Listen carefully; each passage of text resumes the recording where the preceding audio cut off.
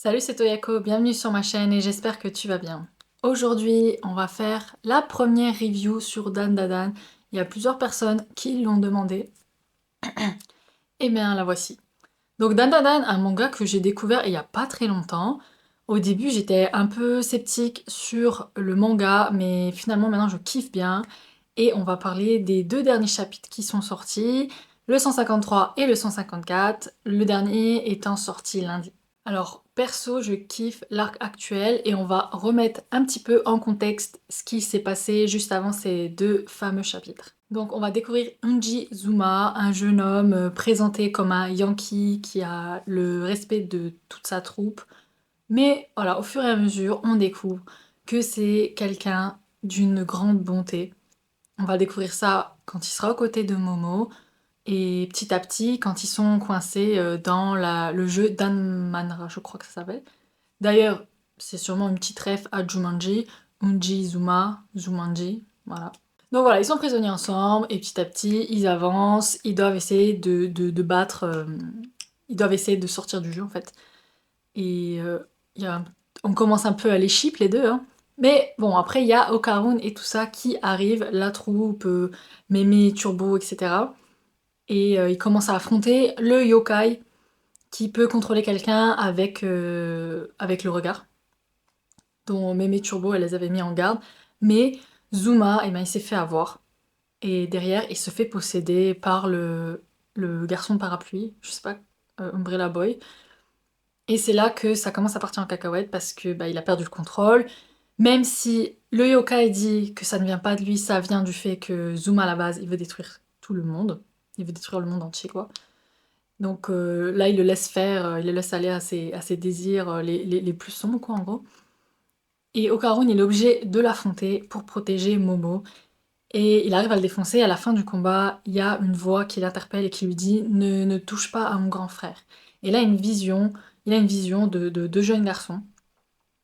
Et il comprend pas. Et puis derrière, il y a le flic Bega qui arrive et qui dit Zuma, enfin, je crois qu'il l'appelle Unji, lui. Unji, je t'ai cherché partout. Et voilà, là c'est le contexte. Et maintenant, on va parler des deux incroyables chapitres qu'on a eus, parce que là, c'était du haut niveau. On a un super flashback, enfin super terrible en même temps. Le chapitre 153, je crois qu'il y a pas de parole. Peut-être au début, je sais plus.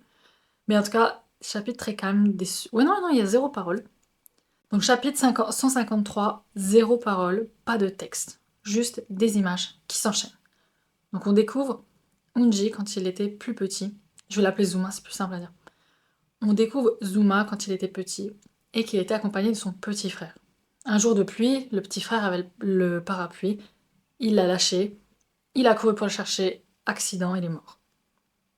La mère était déjà veuve, maintenant elle a perdu son fils, Zuma a perdu son père et maintenant son petit frère. Enfin, c'est terrible pour le foyer, mais la mère, elle se laisse pas faire et elle emmène son fils partout pour qu'il ait des expériences. Et là, c'est vraiment les montagnes russes, ce chapitre. Parce qu'au début, c'est terrible, et puis là, il y a des moments magnifiques, avec... ils vont à la fête foraine, ils mangent une glace, ils font plein de choses, ils sont heureux, et bim, ça s'arrête. On voit la mère qui est bout de sa vie, elle chope son fils et elle essaie de se jeter sur un train, mais lui, il arrive à se défaire. Mais malheureusement, il a été témoin de la fin de sa mère, complètement horrible. Et ça veut dire que maintenant, il est seul. Et le dernier chapitre, on découvre que derrière, il a grandi. Lui aussi, comme son petit frère, il se fait embêter par d'autres personnes à l'école, en dehors et tout. Mais là, lui, il a personne qui est là pour le protéger, donc il est obligé de se débrouiller. Il devient plus fort pour combattre ce monde injuste. Parce qu'en fait, c'est ça qu'il vit, Zuma, c'est un destin injuste. Derrière, il va commencer à avoir un groupe qui le suit, qu'il prend sous son parapluie, comme il dit. Et petit à petit, il a sa petite bande. Mais il fait des conneries et un jour, un contrôle de police le fait un peu redescendre sur terre. Un policier le met à l'amende et là il se jure de le défoncer parce qu'il s'est fait humilier, il s'est fait malmener devant tout le monde. Et donc ce policier c'est Bega qui lui se renseigne un peu sur le background de Zuma et il découvre l'horreur, tout ce tous les gens qu'il a perdus, qu'il a été placé en orphelinat mais ça s'est super mal passé. et que le système va essayer un peu de l'aider jusqu'à ses 18 ans, peut-être, mais derrière il y aura plus rien. Donc il est voué à échouer, à retourner, à se faire contrôler à nouveau par les flics et tout. Et là il prend les choses en main il se dit je vais m'en occuper en fait. Donc il accueille Zuma chez lui et il lui dit maintenant je vais m'occuper de toi, tu vas être là. Zuma lui il a la haine contre lui, son but c'est de défoncer donc il cherche pas à comprendre, il arrive, il veut lui mettre une droite. Mais par contre en face de lui il a un champion olympique de judo qui lui met un hippon direct. Il le calme et là on comprend qu'il a décidé de l'éduquer et de pas faire semblant. Il va faire ce qu'il faut pour remettre Zuma sur le droit chemin. Franchement, j'ai pas les mots pour exprimer cette histoire qui est juste magnifique, malgré l'horreur de ce qu'a vécu le personnage de Zuma.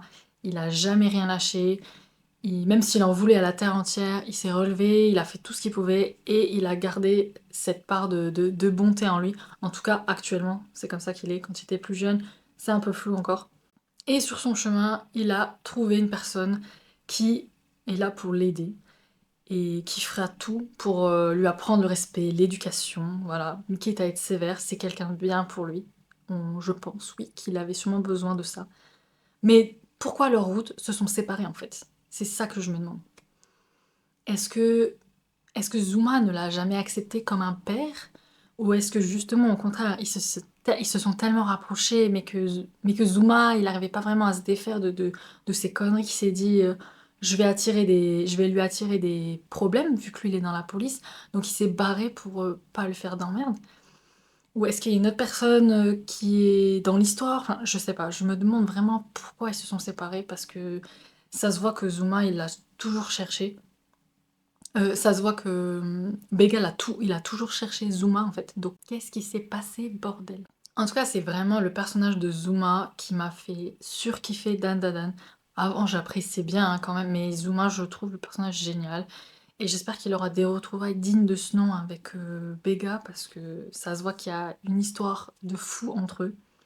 Mais juste pas en mode au revoir, je suis en train de mourir, merci d'avoir été là, papa, qui disent un truc comme ça. Non, non, non, j'espère que les personnages ils vont rester dans l'histoire parce qu'à mon avis, ils peuvent apporter plein de bonnes choses au reste du groupe.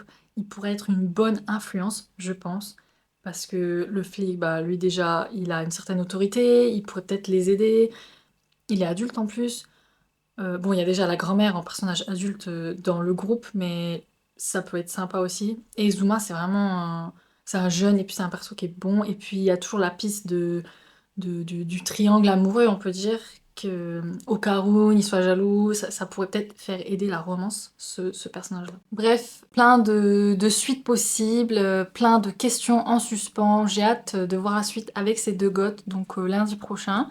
Je referai une vidéo sûrement, donc abonne-toi, laisse un pouce et mets-moi un commentaire pour que tu me dises ce que t'as pensé de la petite review, de est-ce que t'aimes le format, et aussi bah, ce que t'as pensé du chapitre, ce que tu penses qui va se passer, parce que là j'ai donné des petites questions, des petites pistes, mais il y a peut-être d'autres choses que j'ai pas imaginées, et je serais ravie d'en parler avec toi.